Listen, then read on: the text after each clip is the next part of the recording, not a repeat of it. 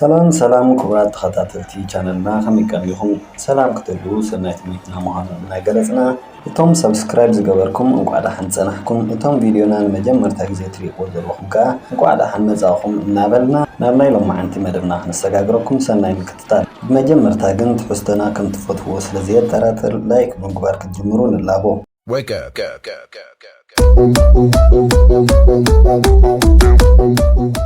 ذا فيلم كجمرن كلا حدا سب أما دادق في بيت صحفت نايت ودب تلو خسلن كله حدا خابتم سراحتنياتات نايت ودب نحلافي بيوندان نخاق دفوخ حتى خلو نعزب بيوندان نوع عشش بمبان أبتو ختما حدا غول عايدة لي مهلاوم تليفون ملخت خم حلالف كلين نريو بدحر زي اتسالاي أب حلفتي أتمو شتتي لو خابت سكالا خودو كلون ريو إذا خمزيلن كله حدا ميتشل زبها القلعة كلتون لازورة بيت ودب بمحلاف أب حدا نايك داون تمشت أدوكان لاي سبايدر مان كدان كجز انداتا تصفو خير كلون ريو تخونا جناب تبوتا مسبتها تعاتي سلت صنحو صنيحنكم لاسي وس بدحر زي ميتشل اب تمرتي خلاص قدم متاو زنبرو ገንዘብ بملو اب كال سيحبو بدحر زي ميتشل تحابيو نتازفت واغوال ستيلا بموبايلو قرصا خلو ممهرو تحزومو موبايلو بمنتال ناي قطر فتن انو خود تنغرو عندبت تابال بوليس زخونه تاديو جوبانا اب تخلاص تمص بدحر زي ود خلاصم زخونه مارتينو اب تطف كلته معالت خم زغبره زراعين تلوخت حتم كلا نعزب جوبانا غداي مسودت ام ميتشل بمخات سلاميلاتو نتعامتو خونه ገንዘብ ሂባቶ تخيل ميتشل ስለዛحفره ገጻ خيطمته قباله خلو نعزب بدحر زي اتم ربشتنا يتخلاص براندون ايفانن كلا ገጽሎ خلو يريو ميتشل هندبت افنچو يرسنمو نخحصبو ናብ ሽንት ቤት ይخيد ደወልና የት ቤት ትምህርት መስተደወለ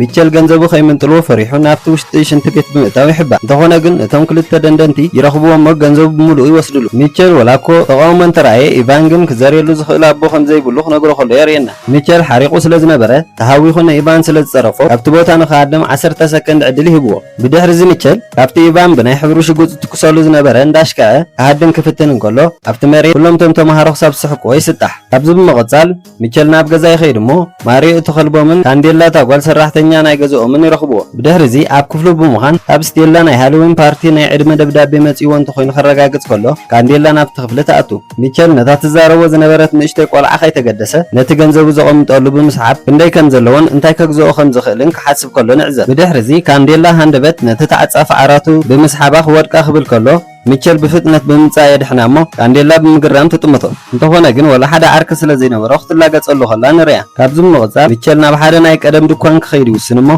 ተበዓል ድኳን ዝጠለበሉን ናይ ሓደ ናይ ቀደም ፉሉጥ ሱፐር ሂሮ ክዳን ይገዝእ ሚቸል ብዙሕ እኮ ተዘይፈተዎ እንተኾነ ግን ኣማራጺ ኣይነበሮ ጆቫና ኣብ ቤት ጽሕፈታ ኮይና ማርቲኖን ኣብ ቤተሰቡ ዝገደፎ ናይ ስንብት መልእኽቲ ክትሰምዕ ከላ ንዕዘብ ጆቫና እቲ መልእኽቲ ምስ ሰምዐት ድንግርግር ይብላ ምኽንያቱ እቲ ቆልዓ ቤተሰብ ከም ዘይብሉ ኣብ ተቕድሚያ ዝነበረት መዓልቲ ኣረጋጊጻ ስለዝነበረ ኣብ ገዛ ወዳነትን እሱ ክፉእ ዝበሎ ክዳን ክለብሶ ወይስ ክገድፎ ምውሳን ሲኢኑ ኣብ ዓራት ኮፍ ኢሉ ትረኽቦ ብድሕሪ እዚ እቲ ክዳን ኣዝዩ ፍሉይ ምዃኑ ትነግሮ እንተኾነ ግን ኣቦኡ ሱፐር ሂሮ ምዃኑ እቶም ቆልዑ ተፈሊጦም ንዑ ጽቡቕ ከም ዘይከውን ስለዝተረድአት ኣርስቲ ትቕይር ንሚቸል እውን ናብቲ ፓርቲ ክኸይድ ከም ዘለዎ ተዘይ ኮይኑ ታዝፈትዎ ቆልዓ ክትኩሪ ምዃና ትነግሮ ኣብቲ ግብጃ ስቴላ ንሚቸል ትሪኦሞ ትጽውዖ እንተኾነ ግን ብራንዶ በተኸዲንዎ ዝነበረ ምኽንያት ክላገጸሉ ከሎ ንዕዘብ ሚቸል ብወገኑ ናይ ሓደ ቻይናዊ ሱፐር ሂሮ ምዃኑ ይነግሮም ብድሕሪ እዚ ስቴላ ኣብ ቻይና ንሓደ ዓመት ዝኣክል ተቐሚጣ ከም ዝነበረት ትነግሮ ኣስዕብ ኣቢላ እውን ብሰንኪ ዘለዋ ባሕሪ ንትሬስ ከም ትፈትዋ ትገልጽ ካብዚ ብምቕጻል ብራንዶ ሃንደበት ቪድዮ ናይ ስቴላ ይኸፍት እሞ ስቴላ ብቕልጡፍ ከይዳ ተጥፍኦ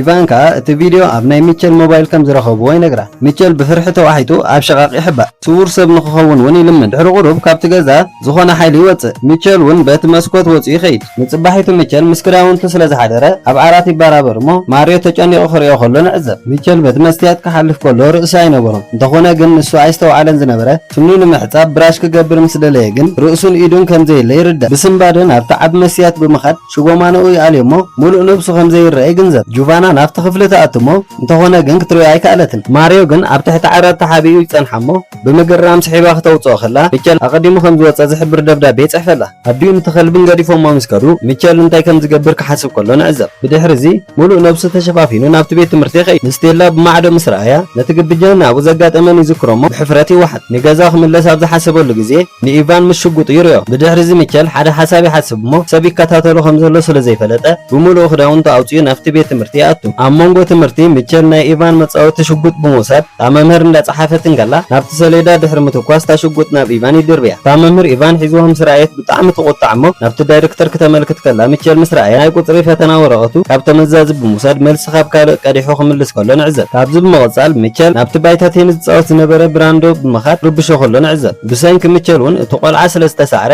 ኣቦኡ ሓሪቑ ይቋይቆ። ብራንዶ ንበይኑ ከሎ ኩዕሶ ናይ ቴኒስ ክትወድቕ ከላ ይርኢ እሞ ልዕላብ ዝፈተነሉ ግዜ ግን ተንከባሊላ ናብቲ መቐየር ክዳን ተኣቱ። ብድሕሪ እዚ ብራንዶ ድምፂ ኣብ ሰማዓሉ ግዜ እታ ኩዕሶ እውን ተወርዊራ ኣብ ግንባሩ ተሃርሞ። ነዚ ዝረኣየ ብራንዶ ብፍርሒ ተዋሒጡ ይሃድም። ብድሕሪ እዚ ሚቸል ንስቴላ ተኸቲልዋ ናብ ሻወር ይኣቱ። ስቴላ ተኸዲናቶ ዝነበረት ሽጎማኖ ናብቲ ሚቸል ዝነበሮ ምስ ደርበየቶ ግን እንደገና ይግለጽ። ብድሕሪ እዚ ስቴላ ነቲ ሽጎማኖ ኣብኡ ተልዕሎ እሞ ብሙሉእ ናብቲ ክፍሊ ዝነበራ ይሪኦ። ብሰንኪ ዘጋጠመ ኩነታት ኣዲኡ ጆቫና ተፀዊዓ ትመጽእ እሞ ንወዳ እውን ፍቕሪ መስርሕ ምዃኑን እቲ ክዳንካ ምውፃውን ኣብ መወዳእታ ዝግበር ምዃኑን ትመኽሮ። ሚቸል ብወገኑ እቲ ምስጢር ስለ ዘይፈለጥዎ መግለፂ ክህብ ኣይደለየን ኣስቀጥ የብል እሞ ኣዲኡ እውን ብዝገበሮ ከም ዝተጣዓሰ ግምታት ወስድ። ጆቫና ስቕትኡ ንኽትሰብር ቢራ ክጋብዘካ ትብሎ እሞ ክልቲኦም ተጠማሚቶም ይስሕቁ። እቲ ቆልዓ ነዲኡ እቲ ሓቂ ክነግራ ድንድው ይብል እሞ ተጋእ መጋእ ይብል። አንደበት ኣዲኡ ብዛዕባ ብራንዶ ምጥፋእ ክድወላ እንከሎ ኣፍንጭኡ ይደሚ። ንፅባሒቱ ሓደ ጆርጅ ዝተባህለ ሳይኮሎጂስት ፖሊስ ነቶም ተማሃሮ ኣኪቡ ካብ ስድራ ቤቶም ዝተገለሉ ኮይኑ ክስምዖም ናይ ግድን ምዃኑን እዚ እውን ኣካል ናይቲ ጉብዝና ምዃኑን ይነግሮ። እንተኾነ ግን ምጥፋእ መፍትሒ ከም ዘይኮነ ይረድኦ። እዚ ከምዚ ኢሉ ከሎ ንሚቸል ደቂ ክላሱ ኣብ ወረቐት ደንቆሮ ኢሎም ብምፅሓፍ ኣኳሊሎም ይድርቢሉ። ሚቸል ሓሪቑ ነታ ወረቐት ክድርብያ እንከሎ ኢዱ እንደገና ከምዘይረአየ ዝተፈት። ሚቸል ምስ ረኣየ ተጨኒቑ ብጃኬቱ ይሽፍኖ እሞ ናይ ምሳሕ ሰዓት ኣኺሉ ስለ ዝነበረ ግን ቁሩብ እፎይታ ይረክብ። ጆርጅ ደቂሱ ምስ ረኣዮ እናተዛረበ ይፅግዖ እሞ እንተኾነ ግን ደወል ናይቲ ቤት ትምህርቲ ስለ ዝተደወለ ገዲፍዎ ይኸይድ። ሚቸል እውን ብጉያ ይሃድም። ብድሕሪ እዚ ገዛ ምስ ከደ ክፍሊ ኣቱ ኣብቲ ክፍሊ ካንዴላ ናይ ፅንፅዋይ መፅሓፍቱ ክተንብብ ፀንሖ እሞ ሕቁኡ ሂብዋ ንኽትከይድ ይነግራ። ብድሕሪ እዚ ካንዴላ ሕቁኡ ሂብዋ ስለ ዝነበረ ካብቲ ክፍሊ ከይወፀት ነቲ ማዕፆ ከፊታ ብምዕፃው ክትዕሽዎ ከላ ኢና ንዕዘብ። ሚቸል ዘኸደት መሲልዎ ሻርቡኡን ጎልፉን ምስ ኣውፅአ ካንዴላ ብዝረኣየቶ ሰንቢዳ ትውጭጭ። ብድሕሪ እዚ ሚቸል ሱቕ ምስ ኣበላ ምናልባት ደቂሱ ከሎ ዝኾነ ሓይሊ ኣትይዎ ከይከውን ይገልፀላ። ምክንያቱ እቲ ናይ ሱፐር ሂሮ ክዳን ክክደኖ ከሎ ወላ ሓደ ጋሻ ስምዒት ከም ዘይተሰምዖ ይነግራ። ካንዴላ ብወገና ኣሽሕራዊ ክዳን ከይከውን ትዛረብ እሞ ሚቸል እውን ምስ ስምምዑ ይገልፀላ። እዚ ከምዚ ኢሉ ከሎ እቲ ህፃን ጓል መዓስ ናብ ንብሪ ከም ዝምለስ ተጨኒቓ ክትሓትት ከላ ንዕዘብ። ሚቸል እውን ልዕሊ ማንም ዘጨነቆ ነገር ንሱ ምዃኑ ይነግራ። ካንዴላ ካብ ሕጂ እቲ ንዝተሸገሩ ዘድሕን ሱፐር ሂሮ ስውር ቆልዓ ክበሃል ምዃኑ ትነግሮ። ሚቸል ንነብሱ ከም ሓደ ሰነፍ ስለ ዝሓስባ ዘይምስምምዑ ይገልፀላ። እቶም ፖሊስ ኣብ ቤት ፅሕፈቶም ኮይኖም ክዘራረቡ ከለዉ ጆርጆ ምጥፋእ ናይቶም ተማሃሮ ብወለንትንኦም ምዃኑ ይዛረብ። ምክንያቱ ማርቲኖ ነቲ ውድድር ስለ ዘይተዓወተሉ ፀቕጢ ከም ዝገበረሉ ብራንዶ ከዓ ነብኡ ፈሪሑ ምዃኑን ከም ዝግምት ይነግሮም። ድሕሪ ቁሩብ ጆቫና ገዛ ትበፅሕ እሞ ሚቸል ኣዲኡ ኸይራኣየቶ ብምሉእ ክዳውንቱ የወፃፅእ። ኣብ ክፍሉ ኸይዳ ዳሃይ ትገብር እሞ ክትሪኦ ኣይከኣለትን። ብድሕሪ እዚ ገዲፋቶ ናብታ ትድውል ዝነበረት ቴሌፎና ትምለስ። ሚቸል ነዲኡ ተኸቲሉ ይኸይድ እሞ ዝደወለት ዓባይኡ ከም ዝኾነት ይርዳእ። ጆቫና ናይ ወዳ ናይ ባህሪ ምቅያር ከም ዘጨነቃን ኣብ ሽግር ከም ዝወደቐን ክትዛረብ ከላ ይሰምዓ። ብሰንኪ ዝነገራት እውን ወዳ ዘይምዃኑ ፈሊጡ ከይከውን ከም ዝፈርሐት ክትዛረብ ከላ ይሰምዓ። ሚቸል በቲ ዝሰምዖ ነገር ብጣዕሚ ስለ ዝጓሃየ ይጠፍእ። ብድሕሪ እዚ ኣብ ሸንሸሎው ኮይኑ ንሓንጎሉን ትሕደሰሉን ነቲ ባሕሪ ኣተኪሩ ክጥምቶ ይጅምር። አንደበት ስቴላ ኣብኡ ትበፅሕ እሞ ነቲ ገመድ በይና ክትንቀሳቐስ ትርያ። ስቴላ ንሚቸል ክትሪኦ ስለ ዘይከኣለ ኣብቲ ጎኑ ኸይዳ ተቐመጥ። ጎስቱ ከይከውን ተሓቶ እሞ መልኣኽ ምዃኑ ይነግራ። ብድሕሪ እዚ ሚቸል ኣብቲ ሕፃ ዘይተመልአ ገጽ ይስእል እሞ ስቴላ ፍሽኽ ዝበለ ስእሊ ትገብሮ። ብድሕሪ እዚ ስቴላ ምዝ ምስጢራዊ ፍጡር ተማሓዝያ መን ዝለዓለ ሸንሸሎው ከም ዝብል ንኽወዳደሩ ሕቶ ተቕርቦ። ኣድያ ምስ ዝኾነ ዘይትፈልጦ ጋሻ ንኸይትዛረብ ዝሃበታ መጠንቀቕ ትነግሮ እሞ ሚቸል ብወገኑ ከማኣደ ከም ዘይብሉ ይነግራ። ስቴላ ሓዘኑ ስለ ዝተረድአትሉ ንኸተረስዖ ከረሜላ ክኽትቦ ተደልየት። ሚቸል ግን ይዓብያ። ብድሕሪ እዚ ስቴላ ናይ ስፖርት ሰዓታ ስለ ዝኣኸለ ካልኣይ ግዜ ንኽራኸቡ ተስፋ ብምግባር ተሰናቢታቶ ትኸይድ። ሚቸል ምኻዳ ክርኢ ከሎ ኣማዕድዩ ሓደ ሰብኣይ ኣተኪሩ ይጥምቶ ከም ዘሎ ይርኢ እሞ ፀኒሑ ከም ዘረጋገፀ ግን ዓይነ ስውር ምዃኑ ይግንዘብ። ንፅባሒቱ ሚቸል እንደገና ናብ ንቡር ይምለስ እሞ ኣብ ክላስ ንስቴላ ይቕሬታ ይሓታ ንሳ እውን ትቕበሎ። ብድሕሪ እዚ እቲ ናይ ዝሓለፈ መዓልቲ ስእሊ ክትስእል ምስ ረኣያ ብፍሕሹ ገጽ ፍሽኽ ይብል። ሽዑ ምሸት ሚቸል ስውር ኮይኑ ንስቴላ ናብ ገዛኣ ይኸዳ። ኣጋጣሚ ክህንጥስ ከሎ ብኣንሶላ ጌራ ተኸድኖ እሞ ኣብኡ ብምእታው ክሰዓዓሙ ከለዉ ንዕዘብ። ኣብታ ህሞት ሚቸል እንደገና ናብ ንቡር ይምለስ እሞ ስቴላ መን ምዃኑ ከይራኣየቶ ከላ በቲ ፈኒስትራ ዘሊሉ ይወፅእ። ገዛ ምስ ከደ ካንዴላ ምስ ስቴላ ብቕንዕና ክዘራረብ ከም ዘለዎ ትነግሮ እሞ ንማርዮ ከልቦም ከናፍሶ ከሎ ክኸዳ ይውስን። ብድሕሪ እዚ ስቴላ ኣብቲ ናይ ቤት ትምህርቲ ጅም ንበይና ክትለማመድ ከላ ሓደ ገጹ ዝተሸፈነ ሰብ ክጨውያ ከሎ ንዕዘብ። ሚቸል ኣብቲ ቦታ ምስ በፅሐ ስቴላ ሃለዋታት ፊያ ተሰኪሞ ክኸይድ ከሎ ይሪኦ። ሚቸል ከድሕና እኮ ተፈተነ እንተኾነ ግን ተደፊኡ ኣብ መሬት ይወድቕ። እቲ ሰብ ንስቴላ ኣብ መኪና ምስ እተዋ ሚቸል ይባራበር እሞ ዘሊሉ ነቲ ሰብ ብምድፋእ ከም ዝዕንቀፍ ይገብር ብድሕሪ እዚ ማርዮ ኢዱ ነክሰሞ እንተኾነ ግን ንማርዮ ደርቢዎም መኪንኡ ልዕሉ ይኸይድ እቲ ቆልዓ ኣብታ መኪና ተንጠልጢሉ ነቲ ማስኬራ ናይቲ ሰብ ከኣልየሉ ይፍትን እንተኾነ ግን ሸተት ኢሉ ስለ ዝወደቐ እቲ ሰራቂ ከምልጥ ከኣለ ብድሕሪ እዚ ብምሉኦም እቶም ሰበስልጣን ኣኼባ ይፅውዑ ጆቫና ሚቸልን ማርዮን ንስቴላ ንምድሓን ዝከኣሎም ከም ዝገበሩ እንዳነገረት ንወዳ ክተእድኦ ትፍትን እዚ ከምዚ ኢሉ እንከሎ ስቴላ ኣብ ሓደ ናይ ምርምር ቦታ ንክትምርመር ተዳልያ ከላ ትበራበር ድሕሪ ምርመራ እቲ ኣዛዚ ዝደልይዋ ዘለዎ ንሳ ከምዘይኮነት ይዛረብ ንፅባሒቱ ሚቸል እቲ ናይ ሄሮ ክዳኑ ሓፂቡ ከም ዝተጨባበጠ ይዕዘብ ጆቫና ምስ መፀት ሚቸል ክዳኑ ስለ ዘበላሸወተሉ ይቋይቋል ንሳውን ብወገና ረሲሑ ስለ ዝነበረ ከም ዝሓፀወቶ ትዛረብ እሞ ወዳ ብምጭዳር ከም ዘይፈትዋ ይነግራ ንክተዘራርቦ ናብኡ ገፃ ምስ ተጠወየት ብድሕሪኣ ዝነበረ ፔትሮ ብድምፂ ናይ ሚቸል ክነቅዕ ከሎ ንዕዘብ ሚቸል ኣዲኡ ዘይምዃና ከም ዝፈለጠ ብዓውታ ነጊርዋ ይኸይድ እሞ እቲ ፔትሮ በቲ ዝተፈጠረ ድምፂ ይስበር ኣብቲ ናይ ምርምር ክፍሊ ቢያንዶን ስቴላን ኣብቲ ማርቲኖን ብራንዶን ዝነበርዎ ክፍሊ ደፊኡ እትዋ ሚቸል ሕርቃኑ ንምፍኻስ ኣብቲ ገማግም ባሕሪ ኮይኑ እምኒ እንዳደርበየ ከሎ እቲ ዓይነ ስውር ኣንድሬይ ዝተባሃለ ሰብኣይ መፅእ እሞ እቲ ናይ ሂሮ ክዳን ምንም ሓይሊ ከም ዘይብሉ ይነግሮ ኣስዕባ ኣቢሉ ስቴላ ብሰንኩ ከም ዘይተጫወየት ይነግሮ እሞ ሚቸል ሓሳባቱ ከመይ ገይሩ ከም ዝፈለጠ ይሓቶ ኣብታ ሰዓት ድማ ኣንድሬይ ናይ ሚቸል ወላዳ ኣቦኡ ምዃኑ ይገልጸሉ ሳብቲ ናይ ኒኩለር ሓደጋን ናይ ሰባት ኣእምሮ ምንባብ ጥበብ ዝህቦ ኣብ ሩስያ ስሩዕ ናብሩ ይመርሕ ምንባሩ እቲ ኩነት እውን ሓደ ካብቶም ዝበለፁ ከም ዝገበሮ ይገልጸሉ ብድሕሪ እዚ እቶም ግሩፕ ንሳይንሳዊ መጽናዕቲ ብመንግስቲ ተገዲዶም ከም ዝተፀውዑ ይነግሮ ሓይሎም ክትቀምሉ ከለዉ ንጥዕንኦም እውን ሃሳይ ስለ ዝነበረ ከም ውፅኢቱ እውን ኣንድሬይ ብርሃን ዓይኑ ከም ዝኸሰረ ይነግሮ ብድሕሪ እዚ ምስ የለና ኢና ንላለ ናይ ሚቸል ወላዲት ኣዲኡ ኮይና እቲ ናይ ምስዋር ሓይሉ እውን ካብኣ ዝወረሰ እዩ ክልቲአን ካብቶም ኩሎም ኣብቲ ቦታ ዝነበሩ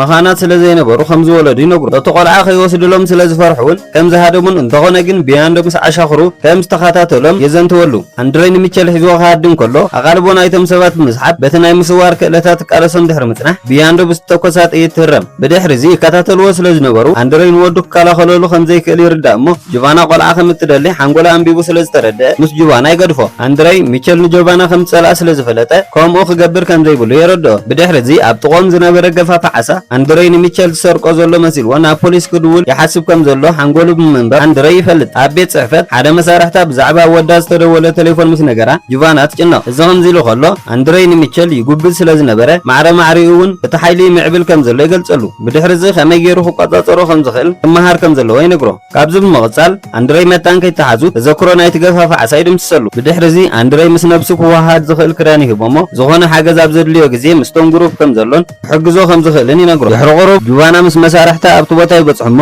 ነቲ ገፋፋ ዓሳ ምስ ሓተትዎ ወላ ሓንቲ ከም ዘይዝክር ይነግሮ ይኹን እምበር ናብቲ ቦታ ምምፅኦም ጆቫና ምስቲ ክሳብ ሕጂ ኩሪ ዝነበረ ሚቸል ንክዘራረቡ ዕድል ይኸፍተሎም ንሳ ንማርዮ ክሳብ ተምፅኦ ጆርጆ ንሚቸል ገዛ ክብፅሖ ምዃኑ ቃል ይኣትወላ ኣብቲ እስሪ ቤት ስቴላ ብሰንኪ ዘለዎም ክእለት ሒዞሞም ከይህልው ግምታት ትዛረብ ስለዚ ንኸምልጡ እውን ውጥን ክተውፅእ ትጅምር ኣብ ገዛ ምስ በፅሑ ሚቸል ነቲ ሓድሽ ክዳኑ ብተሃዋኺ ይኽደኖ እሞ ጆርጆ ንኸይሪኦ ክሓብኦ ከሎ ንዕዘብ ብድሕሪ እዚ ሚቸል ሻኽ ሰትዩ ከለዉ ኣብ ኢዱ ማርዮ ዝነኾሰ ይርኡ እሞ እቲ ሰባት ዝጨዊ ጆርጆ ባዕሉ ምዃኑ ይፈልጥ ሚቸል ብፍርሒ ይሃድም እንተኾነ ግን ማዕፆ ተዓፅዩ ስለ ዝነበረ ኣብ ክሽነ ይሕብ ኣማራፂ ስለ ዘይነበሮ ነቲ ስሩዕ ክዳኑ ብምውፃእ ስውር ይኸውን እቲ ሰብኣይ ብጉያ ምስ መፀ እቲ ክሽነ ናፃ ይፀንሖ እሞ ሚቸል ወድቶም ክልተ የለናን ኣንድሪን ምዃኑ ይርዳእ ሚቸል ቅድሚ ምህዳሙ ነቲ ሰብኣይ ካራ ይድርብየሉ ይኹን እምበር ጆርጆ ናበይ ከም ዝኸይድ ምፍላጥ ኣብቲ ክፍሊ ሓርጭ ይንስንሰሉ ኣታሊሉ ንክሕዞ እውን ነቲ ሓይሉ ንኸመሓይሾ ክሕግዞ ምዃኑ ቃል ይኣትወሉ እንተኾነ ግን እቲ ቆልዓ ሃሪምዎ በቲ ናይ ሓደጋ ግዜ መውፅእ ከምልጥ ከኣለ ኣብ ደገ ንኢቫን ሞተር ሳይክል ሒዙ ምስ ረኸቦ እውን ናብታ ሞቶ ብምድያብ ንክኸይድ ይእዝዞ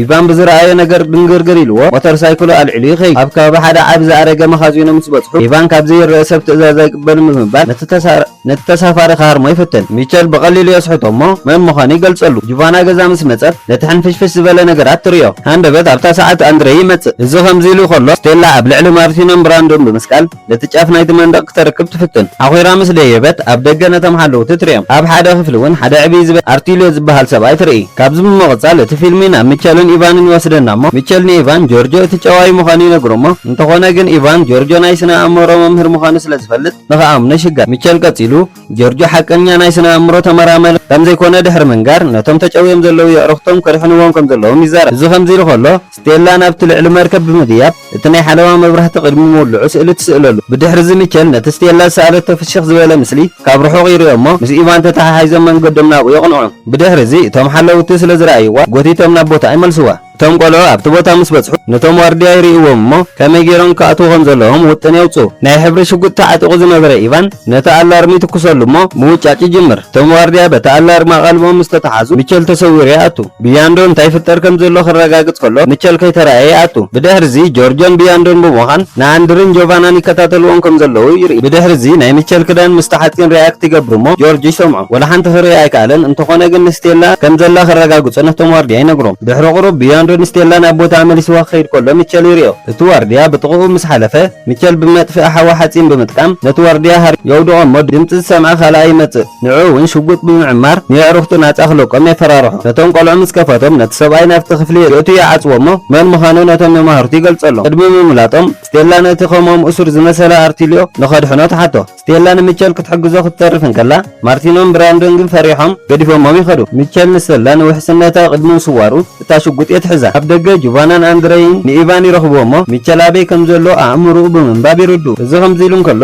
ስቴላ ንሚቸል ናብ ኣርቲልዮ ክትመርሖ ከላ ንዕዘብ። እንተኾነ ግን ኣብ ውሽጢ ሓደ ክፍሊ ምስ ኣተው ይዕፀው። ብድሕሪዚ ስቴላ እታ ሽጉጥ ናብ ሚቸል ተዕምራ እሞ ኣብታ ሰዓት ቢያንዶን ኣርቲልዮን ይመፁ። ብድሕሪዚ እቲ ዓዲ ሰብኣይ ንስቴላ ፌንቲ የእትዋ እሞ ናይ ሰብ ኣእምሮ ክቆጻጽር ከም ዝኽእል ይዛረብ። ካብዚ ብምቕጻል ናይ ጆርጆ ኣእምሮ ንሚቸል ንምርካብ ከም ዝተጠቕመሉ ይዛረብ እሞ ሚቸል ብሕርቃን ይስወር እሞ ክበኣሶም ይጅምር። እንተኾነ ግን ኣርቲልዮ ንስቴላ ከቐትላ ምዃኑ ምስ ኣፈራርሖ ይግለጽ። ብድሕሪዚ ነታ መርከብ ቦምባ ጻዊዶሙላ ንሶም ብንእሽተይ ናይ ውሽጢ ባሕሪ መርከብ ገይሮም ይኸዱ። ድሕሪዚ ኣርቲልዮ የለና ብህይወት ከም ዘላ ይገልጽ። እቶም ብሉጻት ተባሂሎም ዝፍለጡ ነቲ ግሩፕ ካብ ዝቆጻጸርዎ ኣትሒዞም ንሚቸል ይጽበዩ ከም ዘለዉ ወሲኹ ይገልጽ። ኣብቲ ወደብ ጆቫና ቅድሚ ንሚቸልን ስቴላን ምድላያ ንማርቲኖን ብራንዶን ናጻ ተውፆም። ብድሕሪዚ ንጆርጆ ትረኽቦ እሞ ከመይ ኢሉ ናብቲ ቦታ ከም ዝመጸ ከም ዘይፈልጥ ይነግራ። ኣንድሬይ ብምቕጻል ሓቁ ምዃኑ ይዛረብ። ሚቸል እውን ኣብቲ ቦታ ከም ዘየለ ይነግራ። ድምታ መርከብ ምፍንጀራ እውን ኩሎም ተተሓሒዞም ይሃድሙ። እቲ ዋርድያ ንስቴላ ናብቲ ናይ ድሕነት ከእትዋ እንከሎ ኣርቲልዮ ንሚቸል ምስ ከማ ዓይነት ኖርማል ሰባት ምቅርራብ ከም ዘየድልዮን ኣብ ክንደኣ ከምኡ ዓይነት ፍሉያት ሰባት ቤተሰብ ከም ዘለውዎን ይነግሮ። እዚ ከዓ ንሚቸል የጥቅዖ እሞ የእምርኡ ተጠቒሙ ንቢያንዶን መሳርሕቱን ከጥቅዖም ይጅምር። ዓዊሉ ብምጭዳር እውን ብሙሉኡ መቆጻጸሪታት ናይታ መርከብ ይሰብሮ።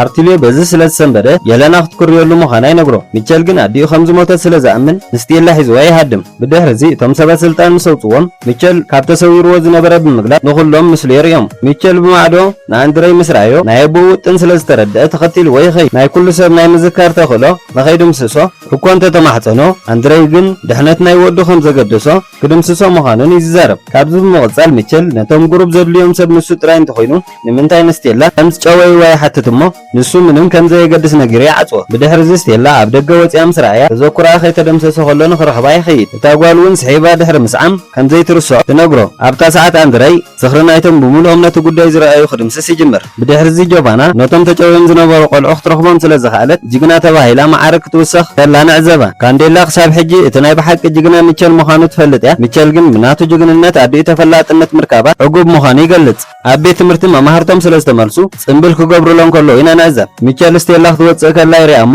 ክኽተላ ከሎ ኢቫንን ብራንዶን ይኸትርዎ።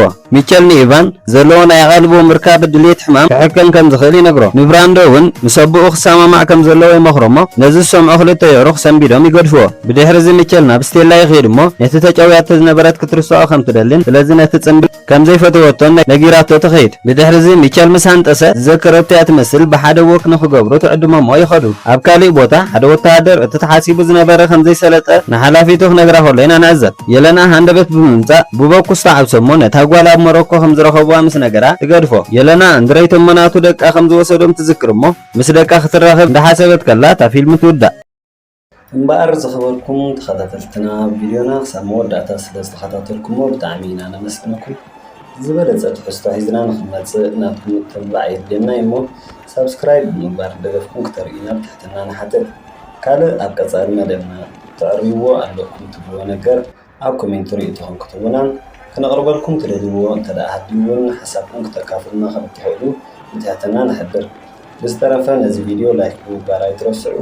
يغنينا سلام كغنينا نتمنى سابقة المدنة نحن